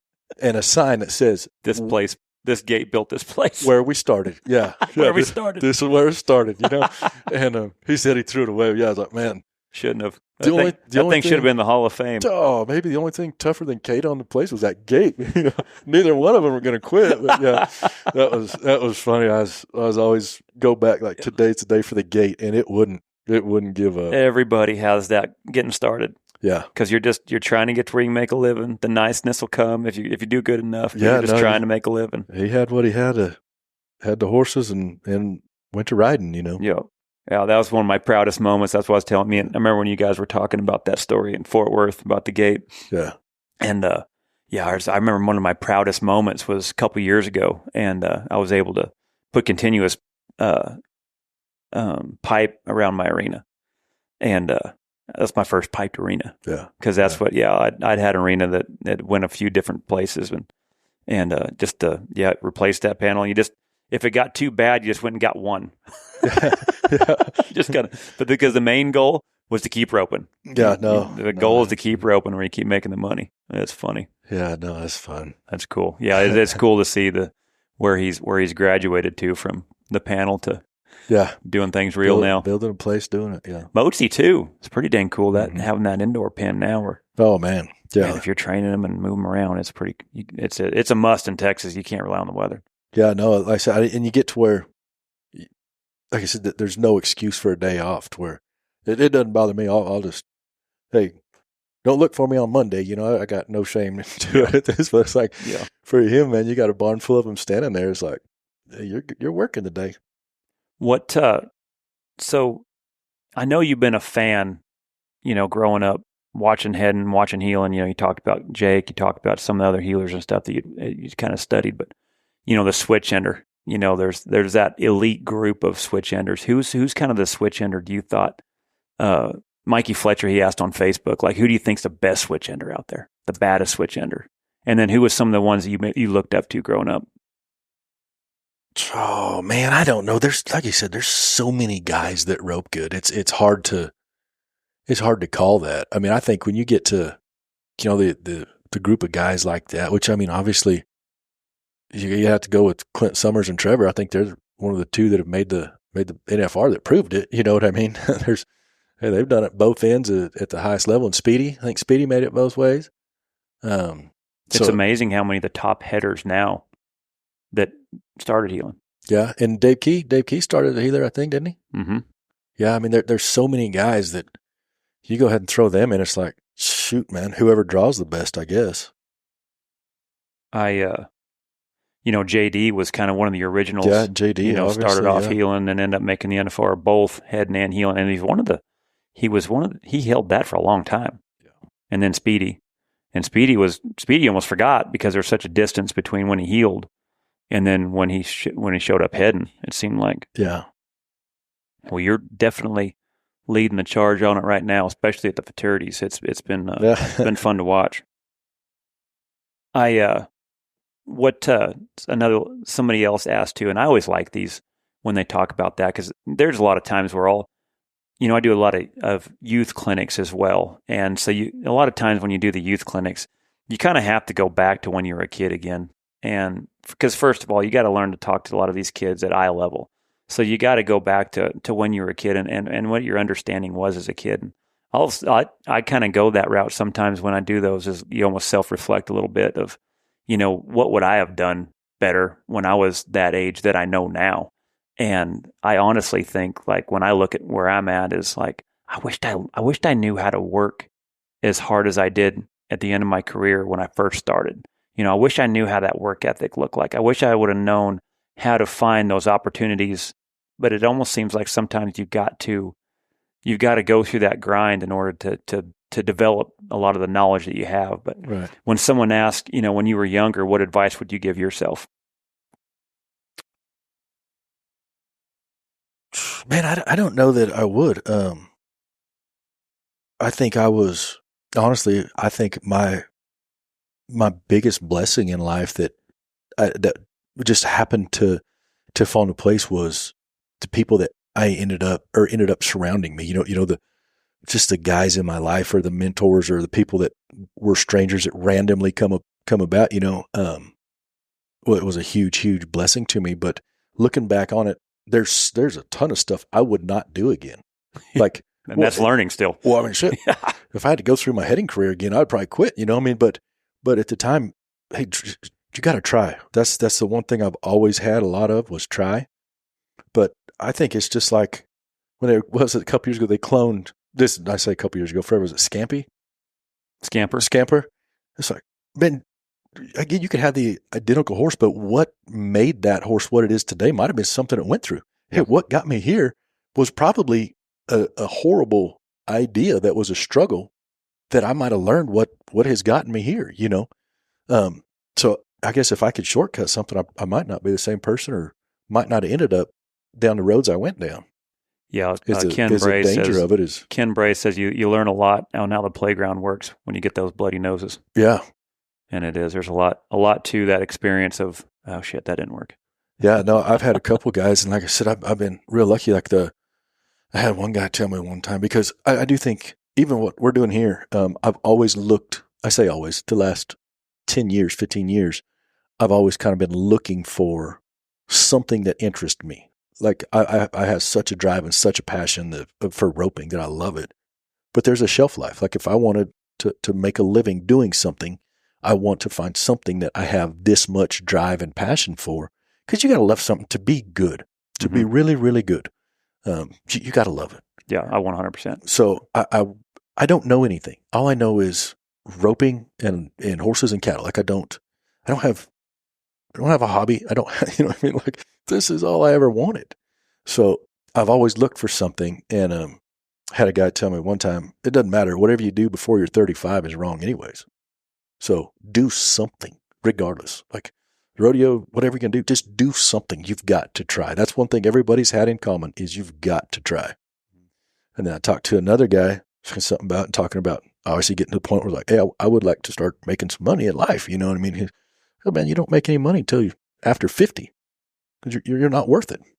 And so I was like, man, this deal keeps getting turned down. But looking back, I agree. Before you're 35, unless it's, and I'm not saying like if you want to be a doctor, whatever, but I'm just saying for guys like me, it's like, hey, just do something.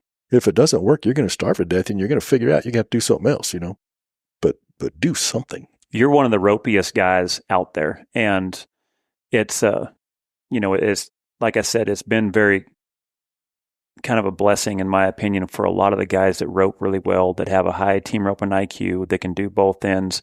Where this is what's been great about this futurity is the fact that there is a huge amount. I wouldn't say huge, but I mean there's a great opportunity there for guys that can do that, and that's where it looks like, man, it's just falling right in your strengths, and you love it, and you're good at it, and it's been fun. Especially like I'm surprised that people haven't gotten you on more of their horses, because that's one of the things I mean, not only can you set up a run, you can show a horse. Like I've watched you rope, and no, I've politely, and I've had a lot of offers. I've turned them down. That surprises me, because man, just because, like I said, I am expensive, and I got a full plate when I go to those deals. I'm You're busy enough, and like I said, I charge enough that, I mean, if I'm working for you, and I say working for you, if I'm helping you, I don't need to, and I'm healing for you. Well, I got to heal for you and 10 other guys in a class of 30. Well, I'm a third of them. Now, don't get me wrong. Running 30 steers that day, I run more than that on a couple horses this morning. The number of runs don't bother me, but I don't need to be worried about, hey, where's my head horse? What number is he? Is he properly conditioned? Is he warmed up? You know what I mean? Or all that, to where it's like, Hey, I show up each class. I got one job. Staying focused on what you need to. So that makes sense. So I've kind of done that. Like I said, I've rode a couple horses, and I'll be honest, the few that I have showed, they were they were really good horses. Like the week before, I break the dang barrier on Dakota's horse. Well, the show before, Drickers won the heading on that horse. So it's like that was just too hard not to pass up because you feel like you're kind of cheating. I watched it because I watched you see the start on that start. Yeah, I know that some leads up the back. Freaking ran the start. I was like, God, because that horse caught my eye right off the bat. I was like, gosh, that's a good son of a gun. Well, you get those and young horses, man. I get there's some of them, but they don't most of the time. Because I study a lot of those horses, and those guys want them scoring so good. And you've rode enough horses. Hey, if they stand there and you don't have that kind of loaded up feel, it's like, okay, pretty good idea. I'm going to be beat off the back. Like I'm going to have to not kick start, but when I drop, we're not leaning on the end of the bridle, going to just fall right off my hand. So I backed that horse in there, and I mean, like I said, I'd studied. They sent me videos, and I knew the horse. Like I'd seen her go a bunch, but back in there, and I nod. It's like just right at the bottom of my nod, I don't get that kind of leaning or that sensation like we're fixing to take off. So I see the start, and I'm like, man, and they told me, because hey, she can run. He said, first couple, let's just kind of get the deal. And if we need to, press from there, we can press. So I see kind of what I was wanting to see. And when I drop, I'm like, I'm going to miss it bad. And I'm telling you, that's something. It's like, whoop. I was like, what? Yeah. Yeah. Because I remember looking back and I'm like, dude, I remember watching, because as a header, you're always watching the start. Like I'm always watching the start. Even if I'm entered or not entered, like I'm watching the start. Like I can almost get a feel, even when I go to pushing, like in the breakaway, like I'll always watch a start. Yeah. When I'm pushing, there's a certain feel, like when someone's fixing to get one or when they're not. And I remember watching you go, because I was like, I remember I hadn't watched you show many of them. Yeah. So of course that had my attention when you were on that horse. And I watched you see it. And when I watched you see it, then I kind of started looking ahead of where it was about to happen. And I seen where it broke. And I'm like, he outran the start. Well, and that's rank. Like when a horse is that fast and they outrun it, like that's cool. You don't see that much. No, and then my dumb ass, I come right back and did it again. Broke the barrier on the second one. I was like, I could maybe Cody Snow him right here, like with the barrier. How cool would that be? Nope, not with two barriers. God dang it. It's funny. Well, we were talking about, being real passionate about something and not getting, rich till a little bit later in life. And sometimes things just don't happen as well. But it sounds like you're almost maybe getting something built up a little bit later in life where you have some albums possibly coming out. TJ Jones and Seth were talking about you got a career maybe a little bit outside of besides being the ultimate helper. My lip syncing career after a few too many drinks. That's where you just start learning who you can and can't trust with certain things. And I'll tell you, my wife is right up there. Yeah, if we video my wife's right up there. If we video stuff that may or may not be embarrassing, from now on we're gonna do it on my phone. That's for sure. Yeah, no. No, that's funny. So what happened there? Man, it was right when kind of into COVID, but my wife had done just the funny, I don't even know, like reels, I guess. They're just voiceover reels or whatever. And so there was one going around where they would sing into this hairbrush, just hanging, whatever. So we go to dinner. I go to Chance and Sawyer's, and we have a couple whiskeys, great dinner, whatever. And they were going to make one or whatever. And I'm like, man, are you guys serious? That's so stupid, yada, yada. Come home. And then they go to singing. I'm like, you guys did terrible. Like now I'm to the point where I go from thinking it's dumb to like I'm judging it, like you guys did a terrible job on that deal. And it's just me and my wife on the way home. So I had a few more drinks, and then I tie a damn White Claw can to the ceiling fan and get my hat. I'm like, besides, your song sucked, then I'm telling them about their music. So I get my hat, jacket on, and sunglasses. Make one of those deals off of a Ray Wiley Hubbard deal. It's like 15 seconds. Well, I really thought it was just, I figured she was going to send it to Chance and Sawyer, which was fine. Like I said, no, she puts it on social media. The whole world now. Yeah, nice. No, she boosts it, and I didn't know what she boosted. What I didn't know was that she did it. I thought it was just them because Chance sent me a text about whatever, just joking. And then, of all people, I think I go to bed or whatever. The next morning, Andrew Livingston, of all people, which he can appreciate a good joke, And so I wake up, and I got text from Andrew, and it's whatever the line is off of Step Brothers. Your voice was I don't turn into an angel. Whatever his deal is, he texts me something, and I'm like, "What? How do you know?" Well, I'm like, "What are you talking about?" And he says, "Your song, your Ray Wiley Hubbard deal." And I'm like, "What?" And it's on Facebook or something. So then I'm like, "What? No way!" So I'm panicked. Now I'm embarrassed. I'm panicked. And I get on there. Sure. Well, now it's like, why did you do that to me? Like, what did you? And then sure enough, I'm thinking, if she hurries and takes it down, I'm thinking Seth and TJ for sure Seth. Thinking, man, sure. And so I get to it, and nope, Seth's done seeing it. Shared it. Seth shared it. Oh my God. So now you got everybody. Yeah, because that group around the whole Mozi clan right there between TJ and you got Lucia. Yeah, Wong. No, it really wasn't that bad, but it's staying sure out of my comfort zone, to where I was like, yeah, I didn't think you would really put that on social media, So here we go. Yeah, that's funny. One of the funny ones that I read too was if you have to feed your steers Advil after you get done with a practice session. I thought that was pretty good. Yeah, because I've definitely seen some of them head loops where they look like they had a headache when they were done. No. That was fun. Funny. Well, man, it's been fun watching you at these futurities. And like I said, it's a real quiet job, unless usually a lot of things go wrong. But you've been one of the guys too that makes a splash because of just your roping talent, man. It's cool to see, and man, it's been fun watching you help all those guys. And like I said, it's fun for me just to get back there and watch freaking some head loops crack again. No, it is. And I love to rope. So it's one of the, rodeo, and you get to where you spend all this time practicing, and then you run one a day. It's like, man, I like to rope. So the good news is when I go to those, I get to rope plenty. Yeah. But I do. I really do like to rope, because even when we were kids growing up, you'd go to a jackpot. Well, you'd rope in. Used to be go to the old USTRC. It was like go 3 times. Well, you go and rope in maybe 3 or 4 ropings that day. You went to go rope. And shoot, we're kids who had 1 horse, you know what I mean? I don't know how many steers we'd run on them. We never even thought about it. You rope till you were done. And then as you kind of get and you advance and stuff, and that, talking about the other deal, that was another thing that was hard for me to go to rodeo on, was the 1 a day. But yeah, I always have loved to rope and get to go to those deals, and man, I get to rope. Yeah. Yeah. When's your next futurity? Tomorrow. Where's this one at? Decatur. Decatur. Yeah. Is that a Texas best? Yes. Is that what that one is? Yes. And then what's after that?